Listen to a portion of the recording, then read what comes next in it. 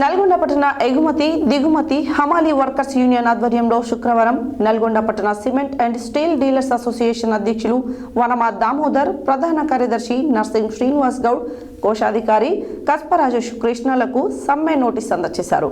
ఈ సందర్భంగా తెలంగాణ ఆల్ హమాలీ వర్కర్స్ ఫెడరేషన్ జిల్లా ప్రధాన కార్యదర్శి దండంపల్లి సత్తయ్య మాట్లాడారు.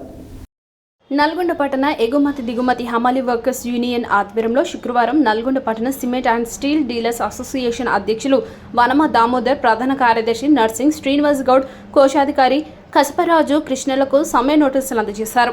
ఈ సందర్భంగా తెలంగాణ ఆల్ హమాలీ వర్కర్స్ ఫెడరేషన్ జిల్లా ప్రధాన కార్యదర్శి దండెంపల్లి సత్తయ్య మాట్లాడుతూ ప్రభుత్వ రంగ సంస్థలను కార్పొరేట్లకు అమ్ముతూ కార్మికులు పోరాడి సాధించుకున్న చట్టాలను మార్పులు చేస్తూ కార్పొరేట్లకు ఉడింగం చేస్తున్న కేంద్ర ప్రభుత్వంపై జరుగుతున్న పోరాటమే ఈ సమ్మె అని అన్నారు.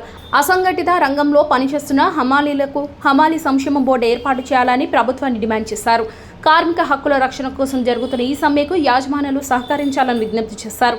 ఈ కార్యక్రమంలో నల్గొండ పట్టణ ఎగుమతి దిగుమతి హమాలీ వర్కర్స్ యూనియన్ అధ్యక్షులు ఆవురేసు మారయ్య, కార్యదర్శి కాడింగు రవి, షాప్ హమాలీ వర్కర్స్ యూనియన్ అధ్యక్షులు శేఖర్ తదితరులు ఉన్నారు.